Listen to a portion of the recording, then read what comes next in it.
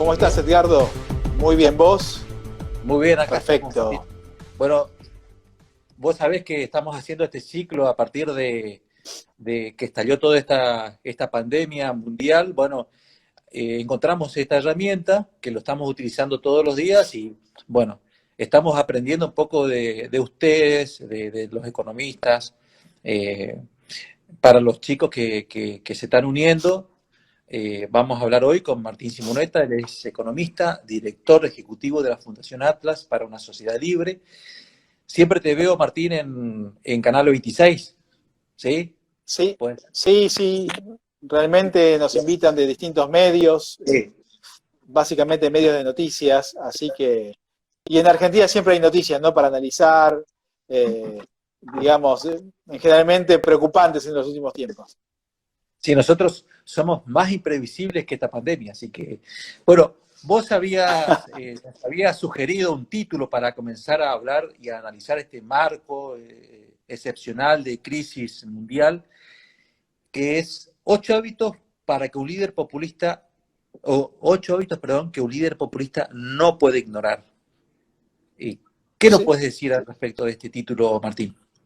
Bueno, este es el título de una obra que fue un ensayo que fue premiado por Caminos de la Libertad hace algunos años, que básicamente describía algunos puntos en común que tienen distintos líderes populistas en el mundo, no en Argentina, evidentemente, eh, pero digamos, tienen mucho en común si miramos la región de América Latina u otras partes del mundo, pero América Latina es muy rica en populismos, la Argentina ni hablar, y veíamos algunas características de su procedimiento, de las personalidades, y fue una obra escrita un poco en tono irónico, ¿no?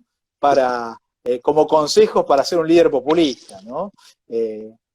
Vamos a conversar de algunos y también podemos mezclarlo con el análisis de lo que sucede hoy en día en la realidad, que tiene mucho que ver con este procedimiento, ¿no? De los líderes populistas en el contexto, digamos, del coronavirus y en la situación argentina en particular, ¿no? Así que hay, no sé, por ejemplo, un consejo que se hace a los líderes populistas, irónicamente, ¿no es?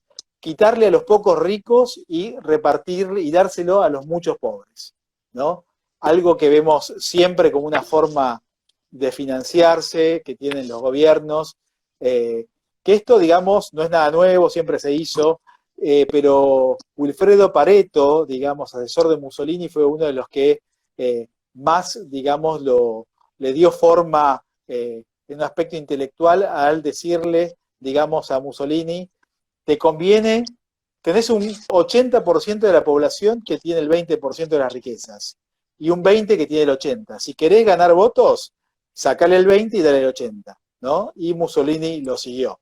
El tema es que en el corto plazo te da rentabilidad política esto, ¿no? Porque el pueblo siempre quiere pan y circo, pero el punto es que si vos matás a la gallina de los huevos de oro, le quitás el premio por el fruto de su esfuerzo a los que producen, vas a tener una situación económica, de estancamiento, de pobreza, algo que nos resulta muy familiar en la Argentina, por ejemplo.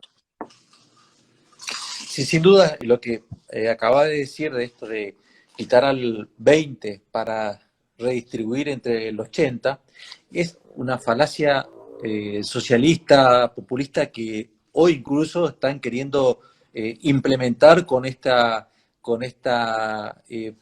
proyecto de ley de cobrar impuestos a los ricos en Argentina, que de la mano de Kicillof, de kirchnerismo, digamos, que es una barbaridad porque en primer lugar ni va a cubrir los costos de emergencia que el Estado va a tener que desembolsar y en segundo lugar lo que hace es asustar y matar todo tipo de incentivos al capital para que pueda invertir en nuestro país, para que pueda seguir confiando en nuestro país.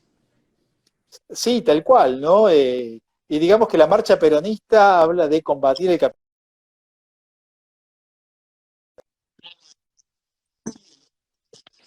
más bajo, ¿no? Porque en la medida que no hay capital, no hay creación de riqueza, ¿no? Si crece la riqueza, desciende la pobreza. Por eso es tan importante digamos, no combatir el capital, sino seducir al capital. Los países que crecen establecen reglas de juego previsibles que atraen al capital, y en la medida que atraemos al capital, digamos, generamos un contexto de largo plazo, de previsibilidad amigable, vamos a lograr que una porción mayor de la gente pueda salir de la pobreza, ¿no? Por eso, digamos, atacar al capital es escupir al cielo, básicamente, ¿no? Porque en Argentina lo estamos haciendo muy bien, ¿no? Y estamos incrementando los niveles de pobreza que están hoy en día en cerca del 40%, y no sabemos a cuánto pueden llegar en el contexto de la actual crisis, digamos, que vive adicionalmente la Argentina en términos del coronavirus, ¿no? Hay un participante preguntaba, y te transmito la pregunta, ¿qué diferencia ves entre populismo de izquierda y de derecha?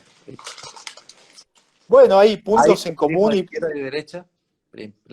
Sí, sí, yo creo que sí, claramente, ¿no? Por ejemplo, si bien son más tradicionales los populismos de izquierda, pero también hay populismos de derecha, ¿no? Y podemos encontrar algunos líderes populistas de derecha, por ejemplo, se puede discutir, pero la figura de Trump en Estados Unidos es claramente ¿y populismo en qué sentido lo digo, no? Si bien no tiene características, no podemos comparar a Trump con Chávez, ni con Correa, ni con Evo Morales, para nada, pero sí tiene una comunicación basada, por ejemplo, en un lenguaje llano, en una comunicación a las emociones, que es otro de los puntos que yo conversaba como característica de los líderes populistas, que hablan a las emociones y no a la razón, ¿no? Por ejemplo.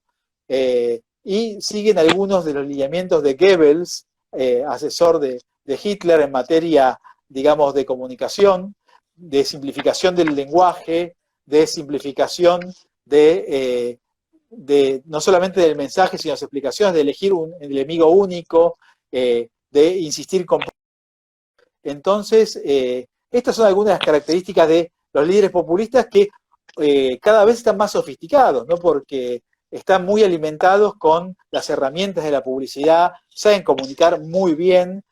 Muchas veces los líderes que no son populistas tienen un defecto que es, digamos, no logran transmitir la relevancia de su mensaje y los beneficios de sus acciones, ¿no? Y los populistas, por el contrario, comunican muy bien, pero a veces hacen las cosas bastante mal, ¿no? Claro, sí.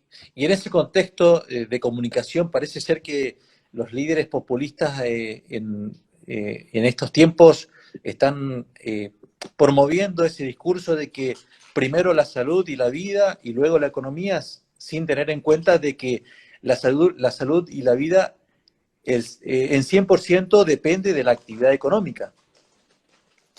Tal cual, ¿no? Tal cual. Es lo que estamos viviendo en estos días es un caso típico y donde vemos una comunicación, como decíamos Riel, muy orientada a las emociones. Vemos publicidades, por ejemplo, de YPF que nos emocionan, pero, digamos, si analizamos fríamente las medidas, por ejemplo, un dato que a mí me aterroriza, la emisión monetaria del mes de marzo fue un 35% de la base monetaria.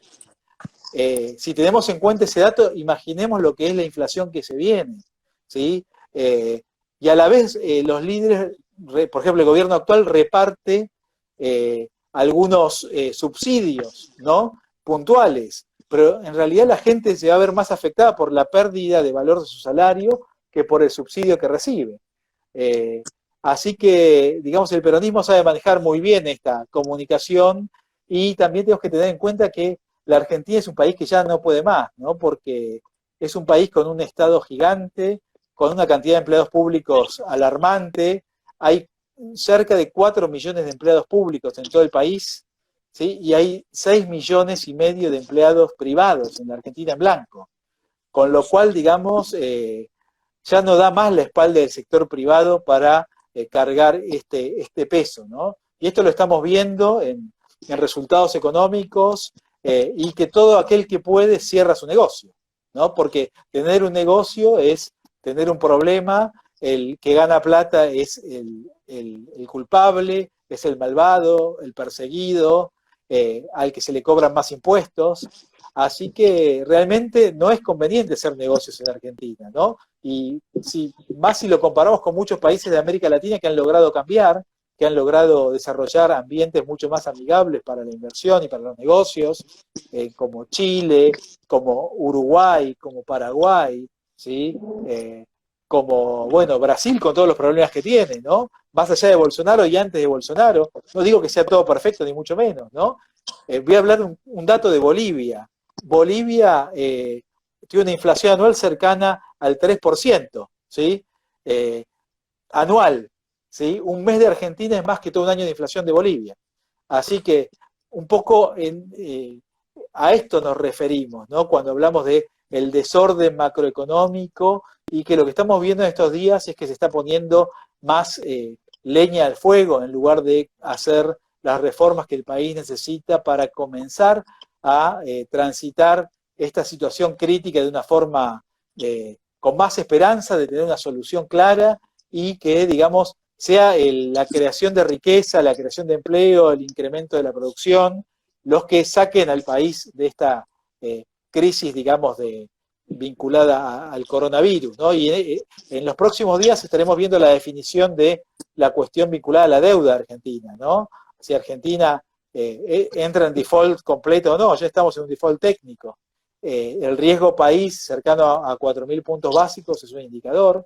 Pero bueno, digamos, es un país realmente aislado, no solamente por nuestra insularidad, por estar tan al sur en lo que es el mundo, ¿sí? Sino por, digamos, no estamos existiendo en términos de atracción de inversiones y de ser un país, digamos, que pueda, por alguna razón, invitar o seducir exitosamente a los capitales del mundo y de Argentina misma, ¿no? Que hagamos negocios acá. Y si Argentina no atrae a capitales para hacer negocios, la pobreza no va a bajar, el desempleo no va a bajar, no se va a formalizar el empleo.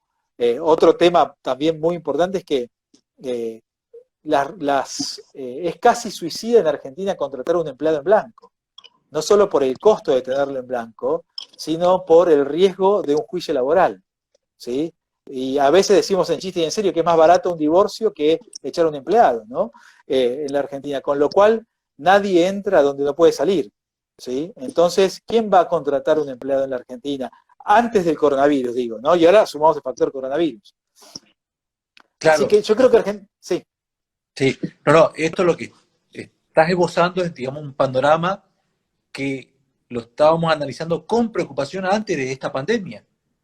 Ahora, después de esta pandemia, yo creo que esos niveles que estamos hablando de 6 millones del sector privado que mantiene a casi 20 millones del sector público que pasan por un cheque a cobrar por la ventanilla del banco, hoy por hoy ese 6 millones está muy oprimido. La pregunta que te quiero hacer, Martín, es la siguiente, que contanos un poquito cómo ves actualmente ante este estado de excepción y la posible tendencia autoritaria, a no ser transitoria esta tendencia autoritaria por parte de nuestro presidente.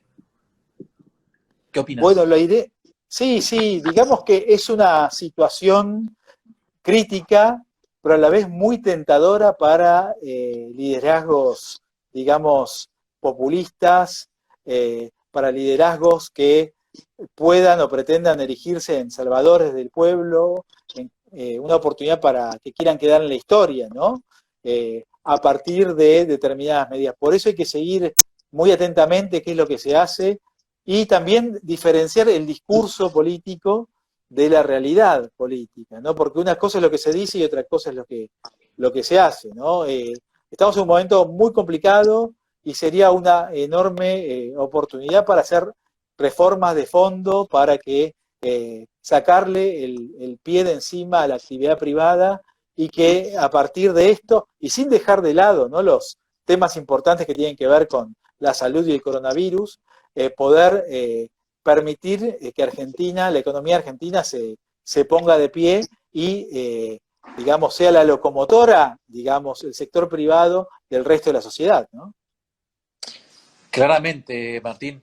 pero todo indica que en principio el presidente hasta ahora está gozando de una popularidad importante por estas medidas de orden mesiánico, de que incluso apuntalada y apalancada por los medios de comunicación. Hoy por hoy los medios de comunicación, digamos, sacan informes en donde casi que la Argentina es el líder mundial en materia de prevención de esta gran pandemia, y sin embargo nada se está diciendo por algo que creo que le va a costar muy caro al gobierno y que es un plan de salida de esta cuarentena, sobre todo y de reactivación económica, porque la gente va a tener que trabajar, producir y luego consumir, que es comer, digamos, lo esencial del ser humano. Absolutamente, ¿no? Y yo estaba viendo una de las últimas medidas tomadas, creo que fue el día de ayer, por parte del gobierno contra un supermercado, Diarco, por no respetar los precios máximos, ¿no? Tuvo cerca de 50.000 impresiones en Twitter, es un tuit vinculado a esto, ¿no?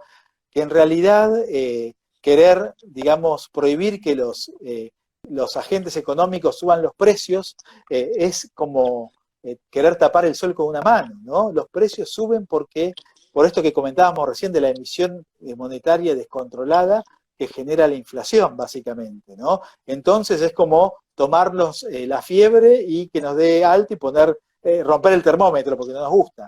Y estamos entrando en estas acciones que son muy peligrosas, ¿no?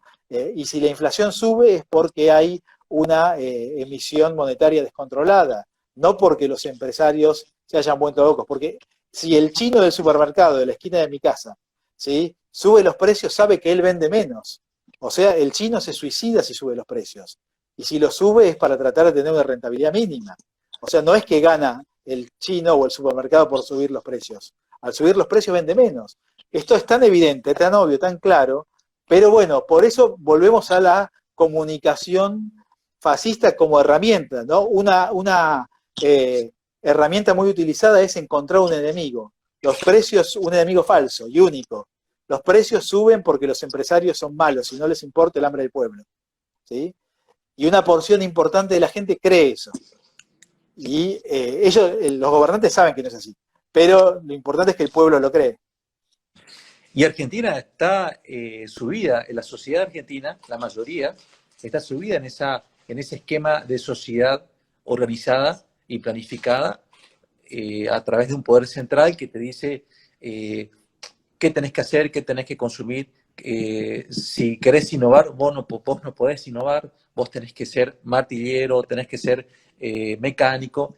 Es como que la sociedad argentina acepta, de algún modo, lo veo yo, y aparte, el año pasado he leído una encuesta internacional en donde el estatismo, el pensamiento argentino, es muy, digamos, paternalista en el sentido que prefiere, tal vez por miedo, a asumir su propia responsabilidad, que significa la libertad, y prefiere un Estado que esté muy presente e incluso hasta cede que se limite sus libertades individuales, incluso que se avance sobre su propiedad privada, por esa idea de que el Estado es el gran protector.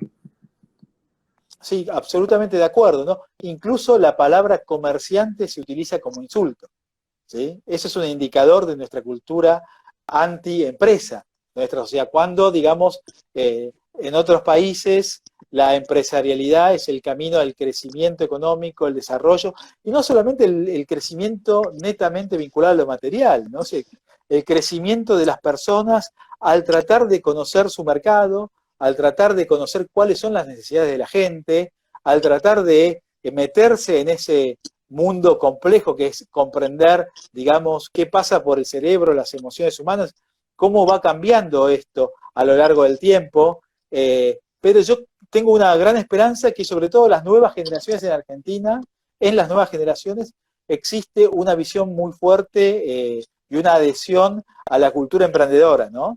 Y hay una parte de la Argentina que emprende, que hace negocios con el mundo, que se da cuenta que los políticos son verseros, que son generadores de pobreza, justamente, que dicen que quieren bajar la pobreza, pero en realidad cuanto más pobres tengan, tienen más gente dependiente, más gente que depende, digamos, de un plan, y digamos que tienen votos atados o votos cautivos.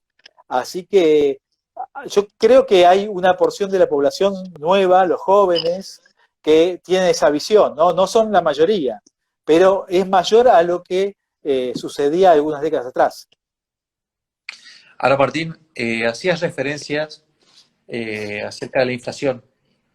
¿Qué pasa? Nosotros tenemos un Estado que está emitiendo, de acuerdo a la, digamos, la masa monetaria, en marzo se habló de un 30% de la masa, de 30-40% de lo que es la masa monetaria, y sin embargo tenés la oferta que se está contrayendo, como la demanda, y la oferta porque la gente que tiene que ir a las fábricas a producir queso o leche no se está yendo, las fábricas están cerradas, y esto parece ser que se está consumiendo el stock, y por lo tanto, digamos, no se puede nuevamente exigirle al privado que mantenga el precio si los costos, se está disparando el dólar, tenemos una economía cerrada, tenemos miles de regulaciones, y así, digamos, no puede funcionar, pero parece ser que es un discurso muy sencillo, como decías, achacarle al sector privado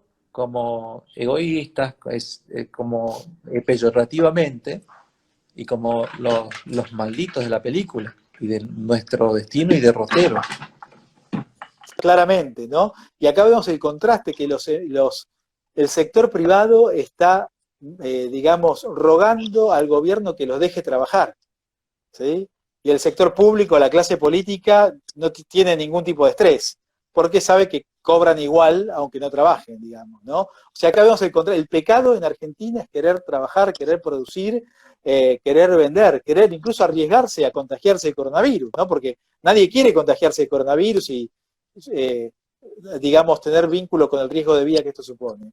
Pero el gran pecado es trabajar, digamos, en Argentina, y emprender y arriesgarse, y esto debe cambiar, pero bueno, parece que el populismo en Argentina sigue vivo, y también hay un vínculo entre la educación, la mala alimentación, el tema de los planes sociales, que, digamos, son un premio a la reproducción, digamos, ¿no? Y a familias que luego son inviables también, ¿sí? Porque hay mucha gente que lamentablemente piensa así, que, digamos, a mayor cantidad de hijos, más subsidios tienen.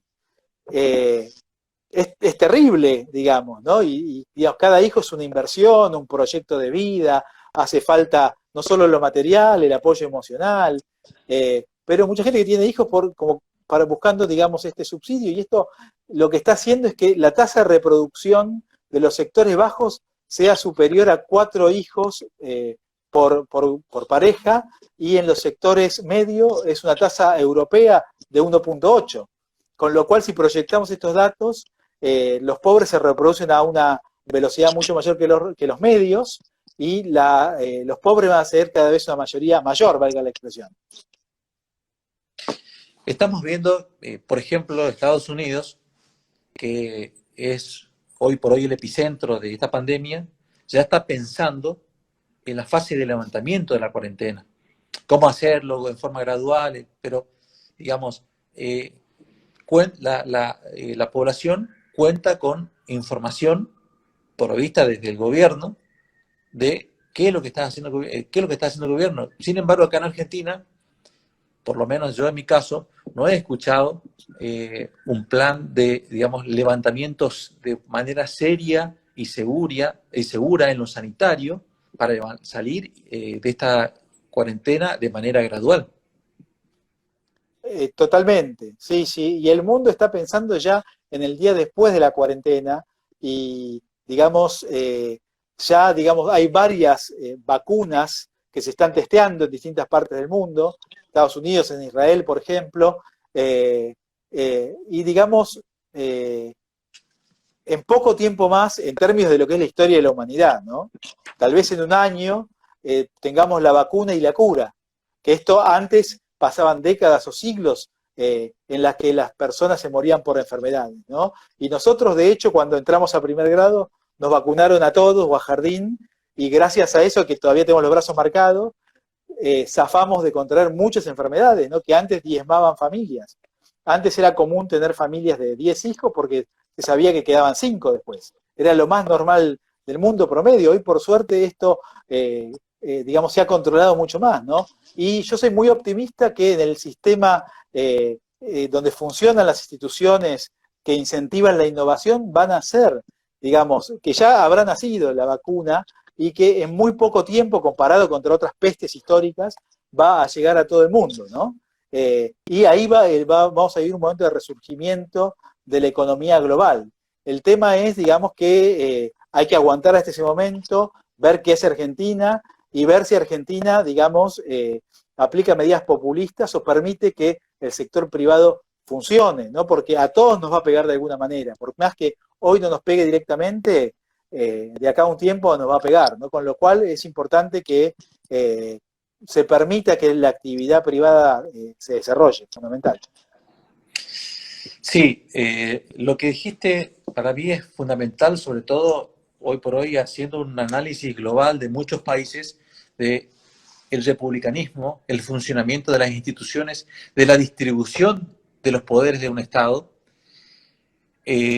Caso de Estados Unidos, este aporte, esta ayuda, digamos, que hace al mercado, ha salido del poder legislativo. El presupuesto digamos, de 2 billones de dólares para ayuda, con los cheques de $1.500 por habitante, etcétera. También el caso de Brasil. De algún modo también la ayuda económica que está implementando Brasil salió a través del Congreso, un país en donde el poder judicial está muy presente y está marcando las líneas de las atribuciones de cada uno de los poderes. Acá, sin embargo, vemos que el poder judicial no existe. Llamás al teléfono del juzgado en feria, no te contestan, envías un mail al mail del juzgado en feria, no te responden, la Corte Suprema está cerrada, el Congreso está cerrado y ahora están debatiendo si la Corte aprueba la sesión online. Sin embargo, ves que la señora del supermercado, de la cajera del supermercado, honradamente está trabajando todos los días y arriesgando su vida por nosotros. Sin embargo, la clase privilegiada política, los congresales, los diputados y senadores, no quieren sesionar, que sesionen con barbijo, que tomen las distancias, con guantes, pero en Argentina evidentemente parece ser que las instituciones no funcionan. El Poder Ejecutivo hoy por hoy está gobernando con decreto. Tampoco se puede interponer una acción de inconstitucionalidad de un decreto porque la Corte te dice no ha lugar porque ese decreto está en razón del bien común. Y el bien común es otra palabra peligrosa, Martín, porque el bien común define muchas cosas e incluso ese bien común en su momento los jacobinos han usado para sacrificar vidas individuales diciendo que esa vida atentaba contra una sociedad. Sí, absolutamente de acuerdo, ¿no? Cuando hablamos de bien común hablamos de la dictadura de las mayorías, ¿no? Y si algo caracteriza a una república es el sistema o debería caracterizar, el sistema de frenos y contrapesos, ¿no? Donde las mayorías y las normas no pueden atentar contra los derechos constitucionales, ¿no? Ese es el origen, digamos, de la división de poderes, del pensamiento de Montesquieu al respecto. Pero, digamos, en Argentina lamentablemente somos una república en lo formal, con división de poderes, pero en la práctica, digamos, somos un único poder, digamos, que es el de la clase política, uniendo poder ejecutivo, Congreso y justicia, ¿no? Debería haber algún tipo de norma que diga ningún funcionario público puede cobrar más de 5 jubilaciones mínimas, por ejemplo, ¿sí? Y listo. No los sueldos y jubilaciones que cobran los jueces, por ejemplo, no los salarios de los diputados, los asesores, por hablar de un solo tema, ¿no? Ni hablar de la transparencia en las compras públicas y demás. es una locura, digamos, ¿no? Es una locura.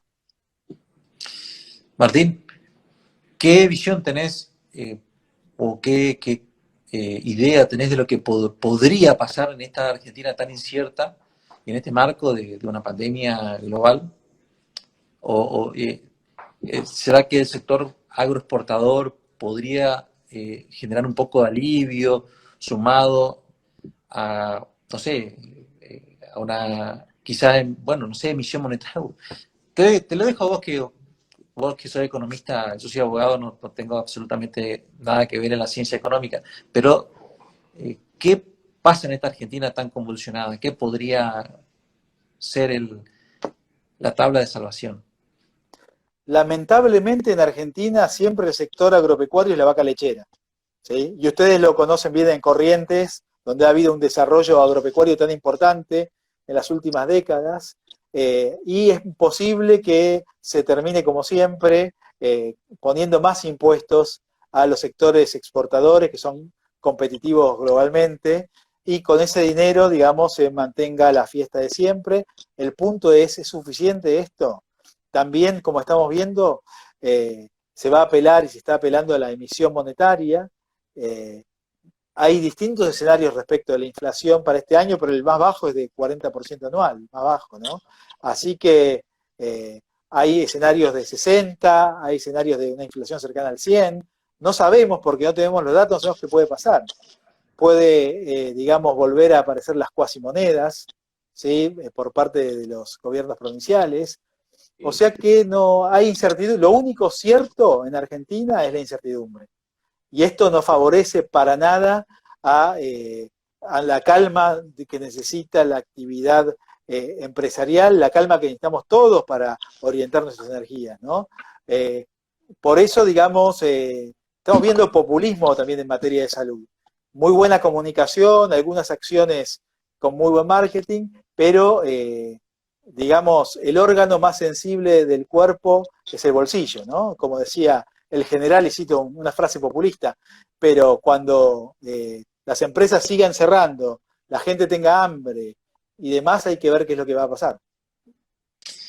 Y otra cuestión que en estos días se aprovecha y se incorpora al discurso populista es el éxito de la salud pública y el fracaso del capitalismo.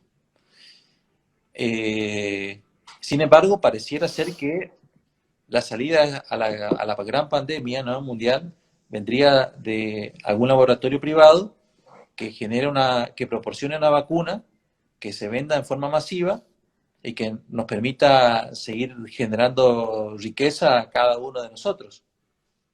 Absolutamente. Y aparte de otra cosa, durante la pandemia, imaginémonos qué haríamos nosotros si dependiéramos solo de la tecnología inventada en Argentina, ¿sí? No tendríamos computadora, tendríamos máquina de escribir, no tendríamos televisor, no tendríamos Netflix, no tendríamos nada, digamos, ¿no? Con lo cual, digamos, los argentinos rechazamos el capitalismo, pero lo disfrutamos, por otro lado.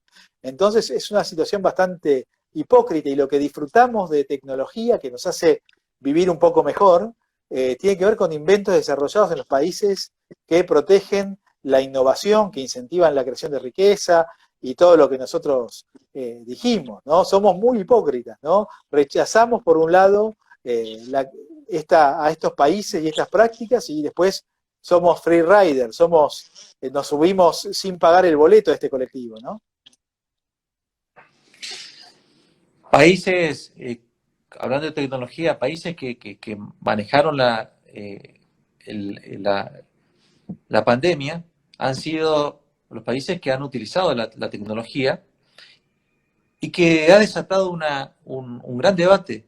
Por ejemplo, lo que ha hecho Corea del Sur en el sentido de manejar los teléfonos inteligentes, las informaciones en tiempo real a través de la ubicación del celular, si está cerca de una zona de riesgo o no, ha llevado a esto de si nos enfrentamos a un nuevo orden más autoritario en el sentido de utilizar lo que es la tecnología. También tenemos el caso de Israel, que Israel hoy por hoy estaba escuchando un informe, que es uno de los países el primer país, digamos, ubicado en el podio, en el primer lugar de quien mejor ha manejado esta situación de pandemia, seguido por Corea. Eh, Nosotros estamos muy lejos de eso, digamos, de este hecho, y si tuviéramos posibilidad, quizás hoy por hoy nosotros estaríamos encaminándonos hacia lo que es un autoritarismo al estilo Venezuela. Ujú. Sí, tal cual. Y aparte, un comentario vinculado a lo que vos decías es que el coronavirus ingresa a la Argentina como una enfermedad vinculada a las personas que viajan al exterior, pero va a no tener piedad con los sectores más bajos, ¿sí? Porque los sectores que pueden se mantienen aislados, viven menos por departamento, por casa, pueden trabajar a través de la computadora, pero los sectores bajos que viven 15 personas en un cuarto, que hay menor grado de cobertura social, cobertura médica, perdón, eh, etcétera, con lo cual, digamos, finalmente los que dicen proteger a los sectores más bajos van a terminar atentando contra la vida de ellos, digamos, ¿no? Si no cambia esto radicalmente. ¿Qué pasaría si Brasil tiene una fuerte crisis? ¿Cómo nos afectaría a nosotros en ese sentido? Que también vamos, yo creo que nosotros vamos a sufrir más una crisis económica que sanitaria, digamos. Pero si Brasil cae en una fuerte crisis, ¿qué opinas vos que nos sucedería a nosotros? Bueno, Brasil es nuestro principal destino de exportaciones, ¿no? Y en Corrientes lo saben bastante más que en Buenos Aires. Eh, Uno de cada $5 que Argentina exporta se dirige al mercado brasileño, perdón, con lo cual si Brasil se cae, Argentina también se va a caer en este sentido, ¿no? El segundo destino de exportaciones es China, con lo cual también dependemos de lo que suceda en China, pero digamos, estamos mirando todos con más atención qué pasa en Brasil porque hay información contradictoria, ¿no? Muy contradictoria. Es un mercado, Brasil, de 210 millones de habitantes, eh, con lo cual, y es nuestro país vecino, como decíamos recién, así que es fundamental seguir de cerca qué pasa con Brasil, y aparte que Brasil es un país realmente federal, ¿no? Porque más allá de tener un presidente como Bolsonaro, los regímenes o, digamos, los estados tienen un poder muy superior al que tienen las provincias en Argentina. Argentina concentra más el poder en el Estado Nacional, ¿no? Por eso es importante ver las políticas de los distintos estados en esta materia y ver también que la realidad de Brasil es muy distinta si uno compara el sur de Brasil con el norte, ¿no? El sur de Brasil civilizados, organizados, con niveles de pobreza mínimos, absolutamente diferente, ¿no? Y una mayor vulnerabilidad a enfermedades de este perfil.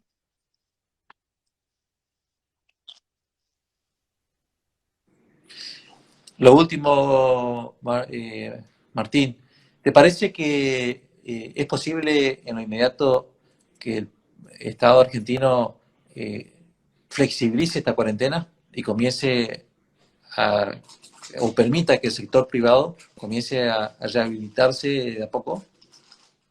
Bueno, yo creo que no hay opción, ¿no? No hay opción. Se han hecho algunas encuestas interesantes sobre cuántas semanas de vida usted podría pasar sin trabajar las próximas semanas, ¿no?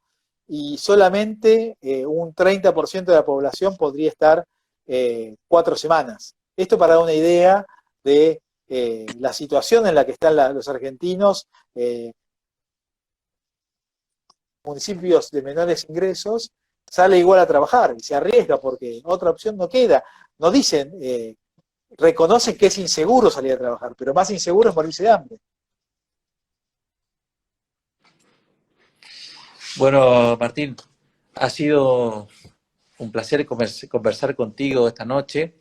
Les cuento que este diálogo va a ser bajado en YouTube, así que pueden, si quieren, volver a escucharlo a Martín.